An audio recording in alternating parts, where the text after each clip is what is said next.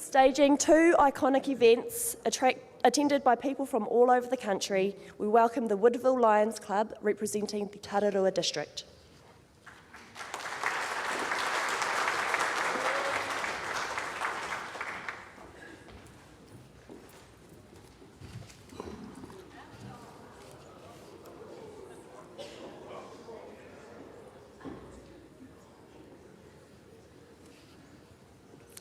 A very good morning, ladies and gentlemen, from Rowley Ellis, Mayor of the Tararua District, on the east coast of the North Island, if you don't know where Tararua is. Today I've brought the highly successful Woodville Lions Club from the best end of the Gorge. They will show you how they raise funds in fun ways for their local communities. Here we are, ready to rumble. I'm just the stop-go man at the east end of the Gorge to make sure you don't hit the great downfall we've had. She won't go.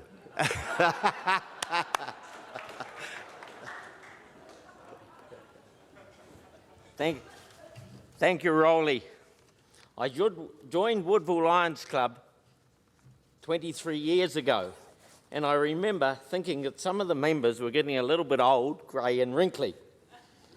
The club kept busy fundraising with chopping firewood, picking up dead calves and lambs, selling raffle tickets outside the Woodville 4 Square.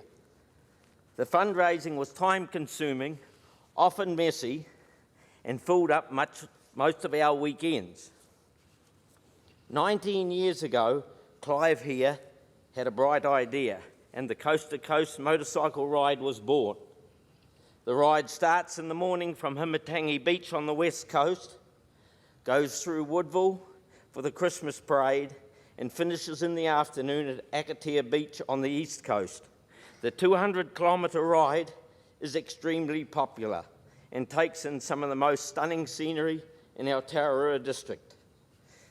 The Coast to Coast and Christmas parade together draw in lots of people from some really different parts of the community.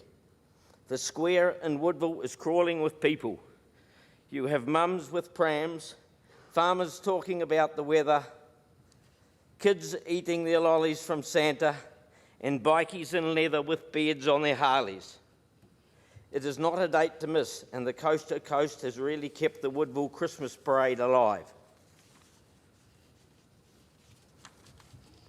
We have had some really interesting people on the ride over the years.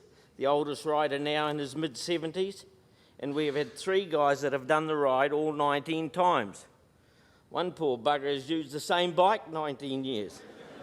I think it's time his wife takes a pity on him and buys him a new one for our 20th anniversary. Woodville Lions have really focused on the safety aspect of motorcycle riding, and we have had a positive effect. We have actively promoted the use of high-vis clothing, and last year over 40% of our riders were in high-vis gear, which will hopefully keep the rescue helicopter in its hangar. One of the most encouraging things about running the Coast to Coast is the way our club works together. There is something for everyone to do, going over the safety plans, marshalling on the intersections, cooking sausages for lunch. We are able to bring people and their money from outside our small community, rather than trying to sell our neighbours another raffle ticket. The Woodville Lions Club is growing in membership, which is positive for our town. We are very proud to be the longest running fundraiser for the rescue helicopter, with all the good work it does for our community. Now, the year after Clive's first bright idea, he had another idea, but I'll let him fill you in on that.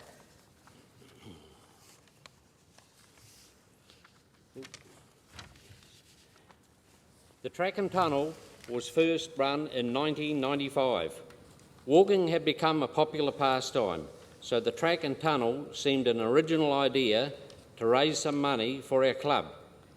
The railway bosses were sceptical to start with, but were very supportive of our venture and have continued to be so.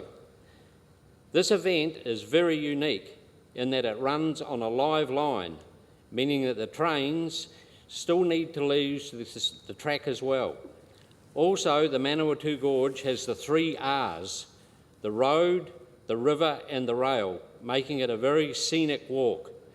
The rail line also has 18 bridges, 2 tunnels, one of which is 600 metres long and very dark, requiring a torch to find your way through. This has provided an opportunity to walk somewhere quite different and to do something that not many people can do. The event has continued to grow over the years. In 1995, we started with 400 people, and now we have reached a maximum of 1,500. The logistics of running this event requires a fleet of buses to shift the 1,500 people to the start of the walk within 2 hours.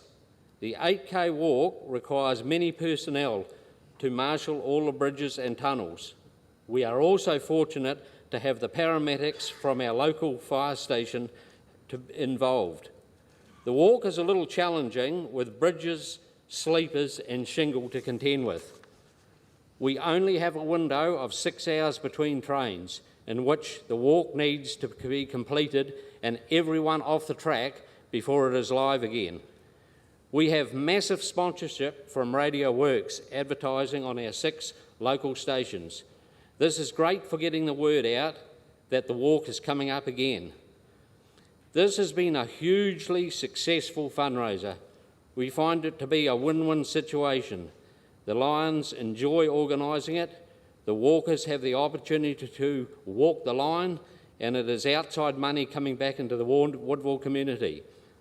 We have had some great requests over the years.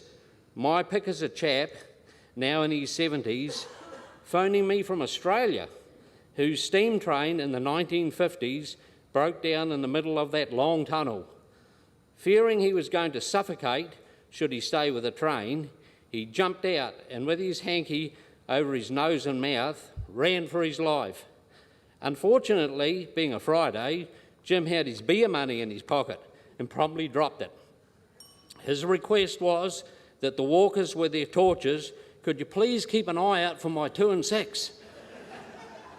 So whether you're a coast-to-coast rider and ride the coast-to-coast just before Christmas, or if you decide to come and walk our track and tunnel, be warned that if you're walking through that long, dark rail tunnel and you hear this noise, sorry, you've come on the wrong day. Thank you.